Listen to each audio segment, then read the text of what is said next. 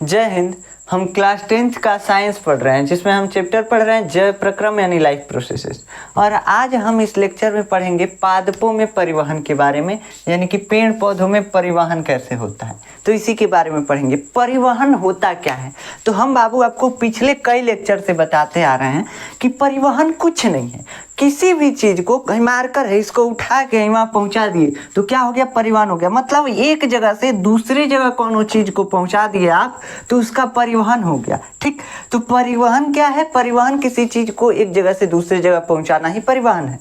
अब ये परिवहन पेड़ पौधों में भी होता है, हमारे शरीर में भी परिवहन का जरूरत है। मतलब सभी जीवों के शरीर के अंदर परिवहन की जरूरत पड़ती है। कैसे? अब मान लीजिए हमारे अंदर क्या होता है, हमारे अंदर भोजन है, हम खाते हैं जो पेट में चला जाता है, लेकिन हमारे भोजन का उपयोग कहाँ कहाँ है? तो हमारे पूरे शरीर को भोजन का जरूरत है। पचा है भोजन हमारे पेट में, लेकिन पचे हुए भोजन का उपयोग कौन करेगा? हमारा पूरा शरीर करेगा। ऐसा तो नहीं है कि बस पैर जो है भोजन का उपयोग कर लेगा, दिमाग ऐसे खाली रह जाएगा, नहीं ना। तो हमारा पूरा शरीर जो है भोजन का उपयोग करेगा, इसलिए भोजन को हमारे शरीर में पहुंचाना रहता है और यही पहुंचाना परिवहन कहलाता है, जिसके बारे में हम पढ़ चुके हैं। आप चाहें तो जाकर पढ़ सकते हैं। देखिए, अब हम पेड़ पौधों में परिवहन के बारे में पढ़ेंगे। पेड़ पौधों में परिवहन कैसे होता है और क्या जरूरत पड़ता है? तो पेड़ पौधों में परिवहन बाबू मेनली दो चीज़ों का परिवहन होता है। हम आपको बताए थे कि किस किस चीज़ का परिवहन जरूरी होता है पेड़ पौधों में। देखिए, पेड़ पौधों में परिवहन मेनली दो तरह का होता है, दो चीज़ों का होता है। एक होता है आपका जल का परिवहन, क्या होता है? जल का परिवहन। और एक होता है आपका भोजन का परिवहन। क्या होता है बाबू? भोजन का परिवहन। भोजन का परिवहन, देखिए भोजन का परिवहन होता है। तो भोजन का परिवहन और जल का परिवहन, ये दो चीज़ों का परिवहन होता है। अब इन दो चीज़ों के परिवहन के लिए पेड़ पौधों में दो तरह की नलिकाएं पाई जाती हैं। जैसे हमारे शरीर में परिवहन के लिए क्या होता था, हमारे खून की नसें हैं, नलिकाओं के रूप में पूरा हमारे शरीर में फैली हुई हैं। उसी में घुल करके भोजन, खून में भोजन घुल करके और चला जाता था कोशिकाओं के पास। दिमाग की कोशिका को ज़रूरत है तो खून में आया रहेगा, ब्लड में, हमारे ब्रेन में चला जाएगा। ठीक, तो इससे परिवहन होता था। अब पेड़ पौधों में होता है परिवहन, तो यहाँ पे जल का परिवहन जाइलम द्वारा होता है। जाइलम एक नलिकाकार आकृति है, नली नहीं है। एक्चुअली में जैसे हमारे शरीर में रक्त की वाहिकाएं पाई जाती हैं, वैसे पेड़ पौधों में वाहिकाएं नहीं होती हैं, लेकिन वाहिकाओं टाइप का कुछ होता है, मतलब नली टाइप का कुछ होता है जो पूरा पेड़ पौधा में फैला होता है। मान लीजिए ये पेड़ है, ये आपको पेड़ दिख रहा है, इस पेड़ में यहाँ से यहाँ तक जाइलम, ये जाइलम हो गया, ये फ्लोएम हो गया। मतलब कि जाइलम और फ्लोएम दोनों पूरे पेड़ पौधों में ऐसे फैले होते हैं नली के रूप में। अब ये नली के रूप में कहाँ तक फैले हुए हैं? जड़ से लेकर के और पत्ते तक ऐसे नली के रूप में फैले होते हैं। और यही जो है पेड़ पौधों में परिवहन का काम करते हैं। परिवहन मेनली किस चीज़ का करना है? तो जल का करना है। और किसका करना है बाबू? भोजन का करना है, भोजन यानी फूड का। अब देखो, हम जल का परिवहन पढ़ चुके हैं। पेड़ पौधों में जल का परिवहन जाइलम द्वारा होता है, उसमें वाष्पोत्सर्जन होता है, वाष्पोत्सर्जन के द्वारा जल का परिवहन होता है। अब हमको पढ़ना है भोजन के परिवहन के बारे में इस लेक्चर में। देखिए, जल को ले जाना कहाँ था? तो जल को ले जाना था पत्ते में, यानी पत्ते में पेड़ पौधा काहे खातिर? तो बाबू इसी में भोजन बन रहा था पेड़ पौधों के लिए। प्रकाश संश्लेषण कहाँ होता है? तो पेड़ पौधों के हरे भाग में प्रकाश संश्लेषण होता है। और पेड़ पौधे के हर भाग कौन है? पत्ते ही तो ये है। तो देखो यहाँ पे क्या है, ये पत्ता है। अब इस पत्ते में क्या आया रहता है? जाइलम द्वारा यहाँ से जल आ गया और ऊपर से कार्बन डाइऑक्साइड हवा से ले लेता है पत्ता और बना देता है क्या? भोजन बना देता है, CO2 + H2O यानी पानी, और यहाँ पे बन जाता है C6H12O6। यही ना प्रकाश संश्लेषण है। तो प्रकाश संश्लेषण में ये भोजन बना आपका। अब इसी भोजन का हमको परिवहन करना है, यानी इसी भोजन को पेड़ पौधों के शरीर के हर भाग में पहुंचाना है। इसका मतलब क्या है? देखो, भोजन बना पत्ते में, कहाँ बना? पत्ते में बना, लेकिन जरूरत किसको किसको है? पेड़ पौधों के सभी भागों को तो जरूरत है। तना है तो मोटाएगा, उसके लिए उसको भोजन चाहिए। जड़ है, मटिए में फैलेगा, उसके लिए उसको भोजन चाहिए। मतलब भोजन का उपयोग पेड़ पौधों के हर भाग में है, लेकिन बना कहाँ है, तो बस पतई में। अब पतई से ढो करके ले जाओ, तना में दो, पेड़ पौधा के डाली में दो, उसके बाद जड़ में दो, मतलब कई जगह पहुंचाना रहेगा। और यही पहुंचाने की प्रक्रिया क्या कहलाती है, परिवहन, ट्रांसपोर्टेशन। ठीक, अब देखो हम क्या करेंगे, इसके लिए पेड़ पौधों में जानते हैं कि नलिकाएं पाई जाती हैं। जाइलम एक नलिका होती है और एक फ्लोएम नलिका। इसको एक्चुअली में नलिका मत मानिएगा, ये नलिकाएं एक्चुअली नहीं होती हैं, इनको उत्तक बोला जाता है। जाइलम उत्तक और फ्लोएम उत्तक नलिकाकार आकृति बनाती हैं। मतलब कि देखिए यहाँ पे हम पेड़ बनाए थे एक, तो इसमें ये जो हम बना रहे हैं ये एक्चुअली में नली नहीं है, ये उत्तक है, लेकिन नली के आकार का आकृति बनाई है सब। ये जो नली टाइप के दिख रहे हैं, बस आप नली मान लीजिए। ठीक, बस ये नहीं कहिएगा कि ये नली है, ये उत्तक है, जाइलम उत्तक है और फ्लोएम उत्तक है। ये ब्लैक से जो दिख रहा है जाइलम है, फ्लोएम है।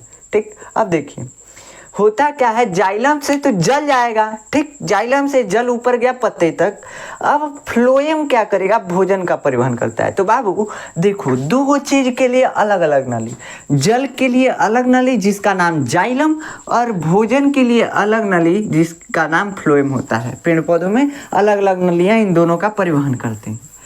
अब पत्ते में भोजन बना और फ्लोएम इसका परिवहन करेगा। देखिए फ्लोएम होता क्या है, फ्लोएम जो होता है ये क्या होता है, फ्लोएम जो होता है ये बना होता है कई चीज़ों से। किस किस चीज़ से बना होता है, देखिए ये बना होता है चालनी नलिका, चालनी नलिका क्या बना होता है बाबू, चालनी नलिका। फिर किससे बना होता है, देखिए उत्तक है, उत्तक मतलब कई वो कोशिका का समूह, तो चालनी नलिका नामक कोशिका से बना होता है। फिर सहकोशिका, सहकोशिका याद रखिएगा किन किन चीज़ों से मिलकर बना होता है, ये खैर आपको 9th में पढ़ाया जा चुका है। उसके बाद जाइलम फाइबर, सॉरी देखिए phloem fibre, phloem fibre, fibre और phloem parenchyma, phloem parenchyma, parenchyma, ये 4 चीज़ों से मिलकर के बना होता है। 4 तरह की कोशिकाओं का समूह होता है, इसीलिए इसको बोलते हैं फ्लोएम उत्तक। देखो उत्तक कौन सी को बोलेंगे, जब कोशिकाओं का समूह बन जाएगा ना तो उसी को उत्तक बोलेंगे। मतलब कई गो कोशिका एक जगह इकट्ठा हो जाएगा, एक ग्रुप बना लेगा, उसी को हम उत्तक बोलते हैं, यानी टिश्यू बोलते हैं। देखो इसमें कितने तरह की कोशिकाओं का समूह है, चालनी नलिका एक तरह की कोशिका, दूसरी सहकोशिका, ठीक, तीसरी फ्लोएम फाइबर कोशिका और फ्लोएम पैरेन्काइमा, ये 4 तरह की कोशिकाएं से मिलके बना होता है। वैसे ही सेम जाइलम कैसे बना होता है, तो जाइलम जो है किससे बना होता है बाबू, वाहिका, वाहिनिका और जाइलम फाइबर। वाहिका हम पिछले लेक्चर में बता चुके हैं, वाहिका, वाहिनिका, वाहिनिका, वाहिनिका, ठीक, वाहिनिका और xylem fibre, xylem fibre, xylem parenchyma आप लिख लीजिएगा। ठीक, ये 4 तरह की कोशिकाओं से ये भी मिलके बना होता है। लेकिन हम आपको बताए थे कि जाइलम जो है ज़्यादातर मृत कोशिकाओं से बना होता है। और मृत कोशिकाओं का मतलब क्या है, मृत कोशिकाओं का मतलब देखिए पेड़ पौधों में क्या होता है, कोशिका होता है। ये मान लीजिए पेड़ पौधे की एक कोशिका है, मान लीजिए कि वाहिका ही है, वाहिका, ठीक, वाहिका कोशिका है, इस टाइप की है। और जानते हैं आप कि पेड़ पौधों की कोशिकाओं की एक विशेषता होती है, क्या विशेषता होती है कि इस कोशिका के ऊपर, ये कोशिका झिल्ली है और कोशिका झिल्ली के ऊपर एक और परत पाया जाता है जिसको हम बोलते हैं कोशिका भित्ति, यानी सेल वाल, सेल वाल, ठीक, सेल वाल होता है। और ये सेल वाल क्या करता है, सेल वाल इसको, इसकी कोशिका को अधिक प्रोटेक्शन देगा। अब देखिए इसके अंदर कोशिका मर गई, मतलब इसका मतलब क्या हुआ कि बस कोशिका भित्ति बचा है, कोशिका खत्म हो गया, गायब हो गया, ठीक। तो ये वाहिका जो है, वाहिका और वाहिनिका, ये मृत कोशिकाएं होती हैं जाइलम में। तो ये मृत कोशिकाएं हैं, मतलब कि इसका बस कोशिका भित्ति बचा हुआ था, कोशिका भित्ति, ठीक। तो देखिए ये हो गया आपका जाइलम। जाइलम में क्या होता है, अधिकतर मृत कोशिकाएं होती है, बस एक कोशिका इसमें जीवित होता है जाइलम में। कौन सा कोशिका, xylem parenchyma, xylem parenchyma, parenchyma, chyma, ठीक। और इसी मृत होने के कारण देखिए इसमें से कोशिका खाली हो गया, मतलब इसमें एक जाली टाइप का स्ट्रक्चर बन जाता है जिसकी वजह से नलिकाकार भाग बन जाता है जाइलम में, ठीक। तो इसी मृत होने के चलते। अब फ्लोएम क्या है, तो फ्लोएम में ज़्यादातर कोशिकाएं जीवित होती हैं, इसमें बस एक कोशिका मरी हुई होती है जिसका नाम है फ्लोएम फाइबर, मतलब एक मृत कोशिका पाई जाती है। तो फ्लोएम कैसा ऊतक है, ये जीवित ऊतक माना जाता है, और जाइलम जो है मृत ऊतक माना जाता है। कहाँ से कि बस इसमें जाइलम पैरेन्काइमा, सॉरी देखिए, हाँ इसमें जाइलम पैरेन्काइमा को छोड़कर और बाकी सब जितनी कोशिकाएं पाई जा रही हैं, वाहिका, वाहिनिका और जाइलम फाइबर, ये सब मृत होती हैं। और इसमें क्या है, तो ये 4 तरह की कोशिका से मिलकर के बना हुआ है फ्लोएम ऊतक। फ्लोएम क्या है बाबू, देखो ना, ये नलिकाकार भाग है, नली के टाइप का स्ट्रक्चर है जो पेड़ पौधों के हर भाग में ऐसे ऐसे फैला होता है। ठीक, कहाँ से कि भोजन का परिवहन करना है। अब ये ऊतक जो होता है 4 प्रकार की कोशिकाओं से मिलकर बना होता है, चालनी नलिका, सहकोशिका और फ्लोएम फाइबर। ठीक, और फ्लोएम पैरेन्काइमा। इसमें से फ्लोएम फाइबर जो है ये मृत भाग होता है, मतलब कि ये कोशिका जो होती है इसमें मृत पाई जाती है, ये जीवित नहीं होती है। फ्लोएम पैरेन्काइमा, सहकोशिका और चालनी नलिका, ये तीनों जीवित कोशिकाएं हैं। मेनली इसमें परिवहन का काम यही चालनी नलिका करती है और सहकोशिका, ये दोनों मिलकर के यही करते हैं। अब देखिए समझते हैं इसके बारे में क्या होता है। यहाँ से हम मिटा रहे हैं, देखिए आप समझ गए फ्लोएम कैसे कैसे बना होता है। अब देखिए होता क्या है कि पत्ती में भोजन बना है, पत्ती तक क्या आया होगा, फ्लोएम। ये मान लीजिए कि एक पेड़ है, इसका यहाँ पे एक पत्ता है, हमसे स्ट्रक्चर सही से नहीं बन पाएगा तो आप घबराइएगा नहीं। देखिए ये एक पत्ता है, यहाँ से हम एक पत्ता लगाए पेड़ पौधे का, यहाँ पे मान लीजिए हमको ले जाना है तने तक, यहाँ से मान लीजिए जड़ तक हमको ले जाना है भोजन को, यहाँ से ऐसे फैला होगा, यहाँ तक आया होगा क्या, फ्लोएम ऊतक। अब इस फ्लोएम ऊतक में 2 चीज़ें मेन रूप से परिवहन का काम करती हैं, जिसको हम बता दिए, चालनी नलिका और सहकोशिका। 2 टाइप की कोशिकाएं परिवहन का काम करती हैं। बना है भोजन यहाँ पे, क्या बना है, C6H12O6 यानी ग्लूकोज बना है। कौन सी बना है बाबू, इसको क्या बोलते हैं, C6H12O6 को क्या बोलते हैं, ग्लूकोज बोलते हैं, ग्लूकोज। देखिए ग्लूकोज लिखते हैं, आप बोलते हैं ग्लूकोज। ठीक, तो ग्लूकोज होता है ये C6H12O6, बना है कहाँ, पेड़ पौधे के पत्ते में। अब इसको इस नली के द्वारा भेजा जाएगा, आप इसको अभी नली ही मानिए, ऊतक है लेकिन आप नली मानिए। ठीक, अब देखिए इस नली के द्वारा भेजा जाएगा। अब इस नली के द्वारा जड़ तक भेजना है, तो इस नली में पहले हमको इसको भोजन को ढकेलना होगा, लेकिन इस नली में भोजन को ढकेलने के लिए पहले इस भोजन को सुक्रोज में बदला जाता है। C6H12O6 को किस में बदला जाएगा, सुक्रोज में। सुक्रोज ये भी इसका ही एक फॉर्म है, बस इसी को कई अणु इसका मिला करके सुक्रोज बन जाता है। ठीक, मतलब इससे जटिल अणु सुक्रोज है। C6H12O6 सबसे सरल अणु है, C6H12O6 ये जो है ग्लूकोज सबसे सरल अणु है।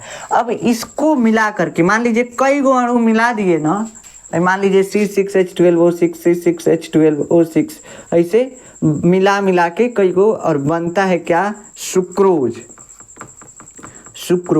ठीक, सुक्रोज लिखते हैं, पढ़ते सुक्रोज है।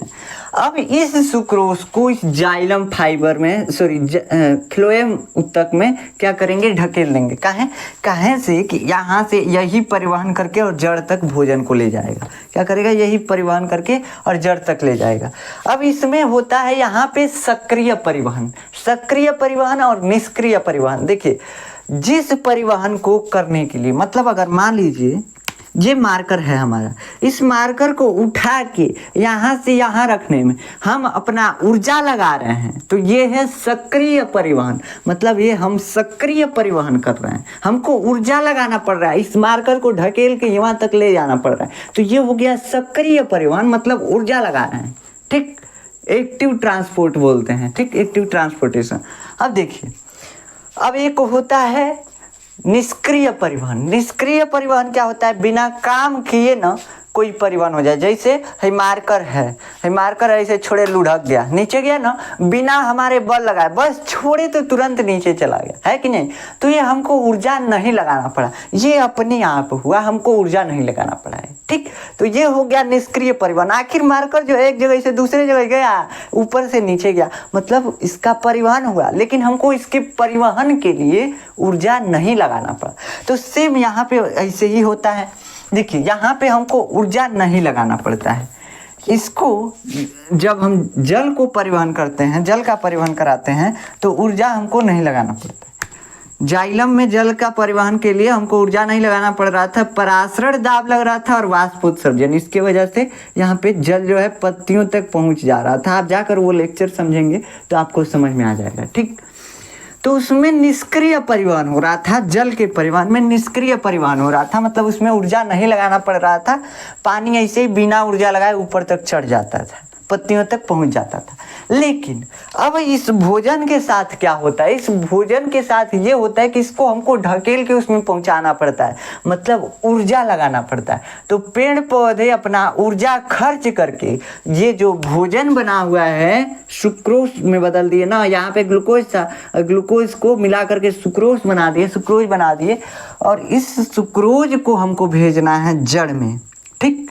अब ये जड़ तक एक नली गई हुई है जिसको हम बोलते हैं फ्लोएम। इसमें क्या होती है, चालनी नलिका मेन होती है, याद रखिएगा आप दुगो, चालनी नलिका, चालनी नलिका, चालनी नलिका, ठीक। ये मेन परिवहन का काम करती है। अब ये क्या करेगी, यहाँ से इसको भोजन को क्या करना पड़ता है, ऊर्जा खर्च करके, मतलब मान लीजिए ढकेल करके, और इसमें पहुंचा दिया जाता है। ये क्या है, एक चालनी नलिका कोशिका है, ठीक। देखिए यहाँ से हम एक चालनी नलिका कोशिका उठा के इसे बना रहे हैं, ये है चालनी नलिका कोशिका, ठीक। अब इस कोशिका में मतलब इस भोजन को पहुंचा दिया जाता है ऊर्जा खर्च करके, ऊर्जा खर्च करके मतलब कि सक्रिय परिवहन द्वारा लोडिंग हो जाता है किसमें, देखिए चालनी नलिका के साइड साइड और सारी कोशिकाएं भी होंगी, सह कोशिका होगा, जाइलम फाइबर भी होगा, लेकिन मेनली परिवहन चालनी नलिका करता है। तो चालनी नलिका ये एक्चुअली में क्या है, ये एक्चुअली में देखा जाए तो ये है फ्लोएम, ठीक। फ्लोएम किसको बोलते हैं यार, देखो भाई, चालनी नलिका हो गई, सह कोशिका हो गया, जाइलम फाइबर हो गया, जाइलम पैरेन्काइमा हो गया, ये क्या हो गया, फ्लोएम हो गया। मतलब इन सभी का समूह क्या हो गया, फ्लोएम हो गया। लेकिन फ्लोएम में मेनली परिवहन कौन करेगा, तो चालनी नलिका कोशिका करती है। अब इसी में भोजन को क्या किया जाता है, ढकेल दिया जाता है, इस सुक्रोज को ऊर्जा लगा करके और इस कोशिका में प्रवेश करा दिया जाता है। इसके आगे ऐसे ही कोशिकाओं से मिल करके ये नली बनी होती है, ये जड़ तक ऐसे ही कोशिका से मिल करके बनती हुई आई होगी, ठीक, ऐसे जड़ तक। अब इसमें होता क्या है, इस कोशिका में जैसे हम भोजन को क्या किए, एंटर कराए, ऊर्जा लगा के ढकेले, होता क्या है, देखो यहाँ पे दिक्कत क्या आएगा। इस कोशिका में क्या होगा, इस चालनी नलिका कोशिका में कोशिका द्रव होगा, ठीक, होगा कि नहीं होगा, मतलब कोशिका में कोशिका द्रव होता है, आप जानते हैं।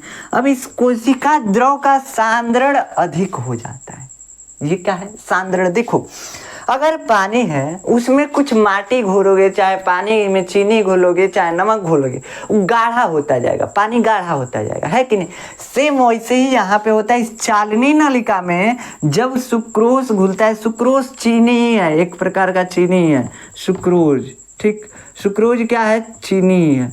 तो जब सुक्रोज इसमें चालनी नलिका की कोशिका में प्रवेश करता है तो इसमें कोशिका द्रव है, इसमें घुलता है, और जैसे घुलता है क्या होता है, इसका सांद्रण बढ़ जाता है। सांद्रण का मतलब, सांद्रण मतलब जानते हैं क्या होता है, अगर समझने के लिए बोला जाए तो सांद्रण मतलब गाढ़ापन से अर्थ होता है। सांद्रण का मतलब गाढ़ापन, जौन जितना गाढ़ा होगा, अगर जलेबी का चाशनी देखेंगे आप तो ज़्यादा गाढ़ा होता है, मतलब उसका सांद्रण अधिक है। आप शरबत बनाइए, चीनी पानी का रस बनाइए तो पतला है, मतलब इसका सांद्रण कम है। तो जलेबी के रस की तुलना में हमारा शरबत जो है इसकी सांद्रता कम है, सांद्रण कम है, मतलब इसमें कम चीनी डाला गया है, कम गाढ़ा है। तो गाढ़ापन से सीधा अर्थ होता है सांद्रण का। यहाँ पे क्या हुआ, इस कोशिका के कोशिका द्रव का सांद्रण अधिक हो गया, काहे से कि इसमें सुक्रोज आके और घुल गया, जिससे इसका गाढ़ापन बढ़ गया। बढ़ा कि नहीं बढ़ा, जैसे गाढ़ापन बढ़ा। अब देखो हम आपको पिछले लेक्चर में परासरण पढ़ाए थे, परासरण में क्या होता है, अर्ध पारगम्य झिल्ली द्वारा। आप पिछला लेक्चर नहीं पढ़े होंगे तो यहाँ पे नहीं समझ में आएगा बाबू। देखिए यहाँ पे क्या होता है, सांद्रण जो होता है, सांद्रण के ऊपर परासरण होता है, मतलब यहाँ पे हो गया आपका उच्च सांद्रण, मतलब इसमें जो कोशिका द्रव है ये गाढ़ा हो गया, और इसके साइड साइड जो कोशिकाएं लगी हुई हैं, सह कोशिका वगैरह, तो इन सब की कोशिका द्रव का सांद्रण कम है। काहे से कि पहले सबका सांद्रण बराबर था, देखिए पहले सभी कोशिकाओं का सांद्रण क्या था बाबू, बराबर था। बराबर का मतलब क्या हुआ, बराबर का मतलब ये हुआ कि जितना गाढ़ा ये था उतना ही गाढ़ा ये था। लेकिन जैसे इसमें सुक्रोज प्रवेश किया, सुक्रोज इसमें घुल के इसको गाढ़ा बना दिया और ज़्यादा गाढ़ा बना दिया। और जैसे गाढ़ा बनाया, ये इसकी अपेक्षा देखिए, इसकी अपेक्षा ये इस सह कोशिका का जो कोशिका द्रव है पतला हो गया, मतलब इसका सांद्रण कम हो गया और इसका सांद्रण बढ़ गया। ये गाढ़ा है, क्या है बाबू, गाढ़ा है।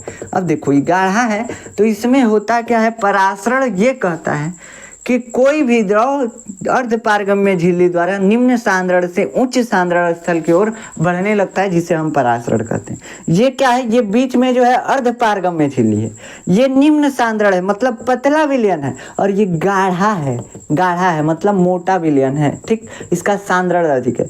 तो जब कोई द्रव निम्न सांद्रण स्थल से उच्च सांद्रण स्थल की ओर बढ़ने लगता है तो उसी को हम बोलते हैं परासरण, ऑस्मोसिस। ये हो गया ऑस्मोसिस, आप क्लास 9 में पढ़े होंगे, ठीक।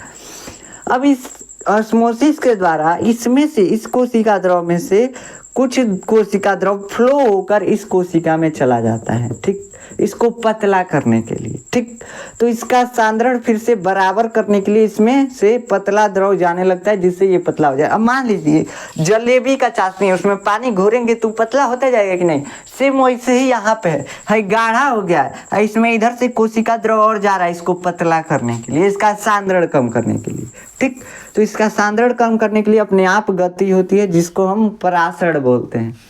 अब ये परासरण द्वारा इसमें जल गया, लेकिन दिक्कत क्या आया, देखो जैसे इसमें अदर कोशिकाओं का कोशिका द्रव प्रवेश किया, जैसे इसमें अब अलग कोशिकाओं का कोशिका द्रव, कोशिका में से पानी जो है वो इसमें प्रवेश किया, इसका आयतन बढ़ने लगा। मतलब अगर ये एक गुब्बारा है, इसमें पूरा पूरा पानी पहले ही से भरा हुआ है, इसमें कुछ चीनी घोल दोगे तो इस गुब्बारा पे कोनो असर नहीं पड़ेगा, लेकिन इसमें और पानी भरते जाओगे और पानी भरते जाओगे, गुब्बारा फूलता जाएगा, फूलता जाएगा, प्रेशर बढ़ता जाएगा। सेम इस कोशिका के साथ यही दिक्कत आती है, जैसे पानी इसमें भरता है, जैसे सभी साइड की कोशिकाओं से पानी आकर के इसमें भरता है, इसका प्रेशर यानी दबाव बढ़ने लगता है। क्या होता है बाबू, दबाव बढ़ने लगता है, फूलने लगेगा एकदम, अब फटने हो जाएगा। तो इस वजह से ये फिर से निम्न दाब की ओर प्रवेश करता है, और निम्न दाब कहाँ है, फिर इस चालनी नलिका में क्या है, निम्न दाब है। क्या है बाबू, निम्न दाब है। इसमें तो नहीं घुला है ना सुक्रोज, घुला तो इसमें है, यहाँ पे पत्ता था तो घुला था यहाँ पे, अब यहाँ से ऐसे बढ़ते बढ़ते चला जाएगा। अब देखो क्या होगा, इसमें दाब कम है, इसमें दाब ज़्यादा है, ठीक, इसमें दाब ज़्यादा है मतलब इसमें पानी आ गया है साइड की कोशिकाओं से, जिससे ये फूल गया है, दबाव अधिक हो गया है। लेकिन इसमें क्या हुआ, इसमें कुछ नहीं हुआ है, पहले जैसा है, ये वाला चालनी नलिका। अब ये क्या होता है, उच्च दाब से फिर निम्न दाब की ओर बहने लगता है ये, तो ये सुक्रोज फिर से इसमें आ जाता है, ठीक, ये सुक्रोज इसमें आ जाता है, फिर इसका सांद्रण बढ़ेगा, फिर इसके साइड की कोशिकाएं जो इसमें पानी फेंकेंगी सब फिर से इधर आएगा, ऐसे करते करते जड़ तक पहुंच जाता है। फिर जड़ के पास अनलोडिंग की प्रक्रिया, मतलब सुक्रोज को इस कोशिका में से निकालने के लिए ऊर्जा लगा के निकाला जाता है, सक्रिय परिवहन होता है। क्या होता है, सक्रिय परिवहन यानी एक्टिव ट्रांसपोर्टेशन होता है यहाँ पे। तो अभी समझिए, बस इतना समझिए, आप कंफ्यूज मत होइए। देखिए यहाँ पे क्या हुआ है, यहाँ पे इसका सांद्रण बढ़ा, जिसके वजह से इसमें से परासरण होकर के द्रव इस कोशिका में प्रवेश किया, पानी इस कोशिका में प्रवेश किया, जिसके वजह से ये फिर पतला हो गया, सांद्रण इसका बराबर हो गया इन सभी कोशिकाओं के, इन साइड की कोशिकाओं के बराबर इसका सांद्रण हो गया। लेकिन इसमें क्या हुआ है, पानी प्रवेश किया। और मान लो कोई गुब्बारा है, उसमें पानी पहले ही से पूरा फूल भरा हुआ है, और ये पानी उसमें भरोगे, उसका प्रेशर बढ़ेगा कि नहीं, सेम वैसे यहाँ पे होता है, इसका प्रेशर बढ़ जाता है, दबाव बढ़ जाता है। और जैसे दबाव बढ़ेगा ये निम्न दाब की ओर जाना चाहेगा, मतलब जिधर दबाव कम होगा उधर जाना चाहेगा। आगे वाली इसकी चालनी नलिका में कुछ अभी नहीं हुआ है, मतलब इसमें दबाव कम है, तो इसका जो सुक्रोज वाला द्रव है फिर इसमें प्रवेश करेगा।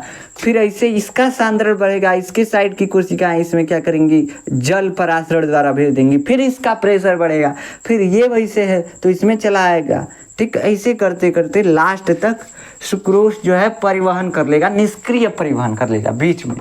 यहाँ पे लोडिंग की प्रक्रिया मतलब पहली बार इस कोशिका में ढकेलने के लिए हमको ऊर्जा लगाना पड़ा, पहले इसमें ढकेले तो ऊर्जा लगाना पड़ा, लेकिन इसके बाद जो गति हो रहा है यहाँ से यहाँ तक ये निष्क्रिय परिवहन है। देखो ये पत्ती है, यहाँ तक ये जाइलम आया हुआ है, यहाँ पे भोजन बना, इस भोजन को सुक्रोज में बदले और सुक्रोज में बदल करके इसमें नली में ढकेल दिए, मतलब इसमें ऊर्जा लगा करके और इस चालनी नलिका में प्रवेश करा दिए इस सुक्रोज को।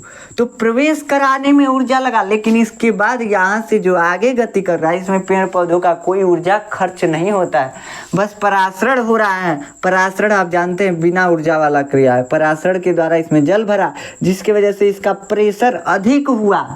क्या हुआ? प्रेशर अधिक हुआ, दबाव बढ़ा, और इसका दबाव कम है इसलिए उच्च दबाव से निम्न दबाव की ओर गति करता है अपने आप, और फिर आगे बढ़ते बढ़ते और जहाँ जाना होता है वहाँ पे पहुँच जाता है सुक्रोज। ठीक, अब यहाँ तक आ गया, लेकिन इसके आगे मान लीजिए चालनी नलिका खत्म तो खत्म।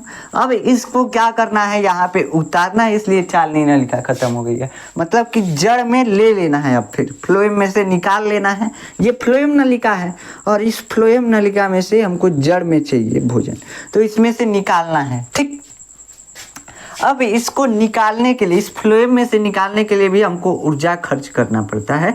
यहाँ पे भी सक्रिय परिवहन होगा। ठीक, तो सक्रिय परिवहन कहाँ कहाँ? लोडिंग के समय, सुक्रोज के लोडिंग के समय और सुक्रोज के अनलोडिंग के समय सक्रिय परिवहन होता है भोजन के परिवहन में, और बीच में निष्क्रिय परिवहन होता है। आप जानते हैं कैसे परिवहन हुआ है, आप समझ गए होंगे। ठीक, आशा है आप समझ गए होंगे कि कैसे पेड़ पौधों में भोजन का परिवहन होता है। अब वैसे ही मान लीजिए कि किसी डाली में भेजना है तो यहाँ से फ्लोएम ऐसे आया रहता है, ऐसे मतलब आप जानते हैं पूरे पेड़ पौधों में फ्लोएम और जाइलम जाल के टाइप के फैले होते हैं सब। ठीक, तो इसी नली द्वारा इसे चले आएंगे सब, जहाँ जाना होगा वैसे बढ़ते जाएंगे और भोजन पहुँच जाएगा। ठीक, तो ये होता है भोजन का परिवहन पेड़ पौधों में। आशा है कि आपको समझ में आया होगा। ठीक, अब ये जो है भोजन ज़्यादातर संचयी स्थानों की ओर गति करता है।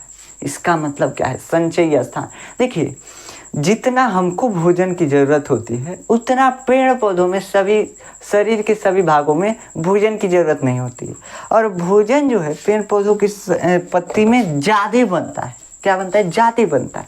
अब होता क्या है कि कुछ भोजन तो पेड़ पौधों के उपयोग के लिए हो जाता है, लेकिन जो बच जाएगा वो क्या करेंगे सब? तो पेड़ पौधे बड़ी चालाक क्या करते हैं सब, उसको रखने के लिए कुछ जगह बनाए हुए हैं। कुछ पौधों का, पेड़ पौधों का संचयी स्थान जड़ होता है, जैसे गाजर हो गया, मूली हो गया। ज़्यादातर पेड़ पौधे फल में ही अपना जो भोजन है वो संचित करते हैं, रखते हैं। संचित करने का मतलब स्टोर करना, कि आगे चल के यूज करेंगे। तो मान लीजिए ये सेब का पेड़ है, तो इस सेब में क्या करेगा? अपना भोजन स्टोर कर देगा। तो इस संचयी स्थान की ओर ज़्यादातर भोजन गति करता है। तो आपसे कोई पूछेगा कि पत्ते से भोजन किधर गति करता है, तो कह दीजिएगा पत्ते से भोजन संचयी स्थान की ओर गति करता है। अब ये फल है तो इसमें गति करेगा। जड़ को अगर जरूरत है तो जड़ में जाएगा, इसको पोषण, इसके लिए भी भोजन देगा, लेकिन इसमें भोजन की जरूरत बहुत कम है। तनी तनी भोजन इन सबको दे के पुला देगा।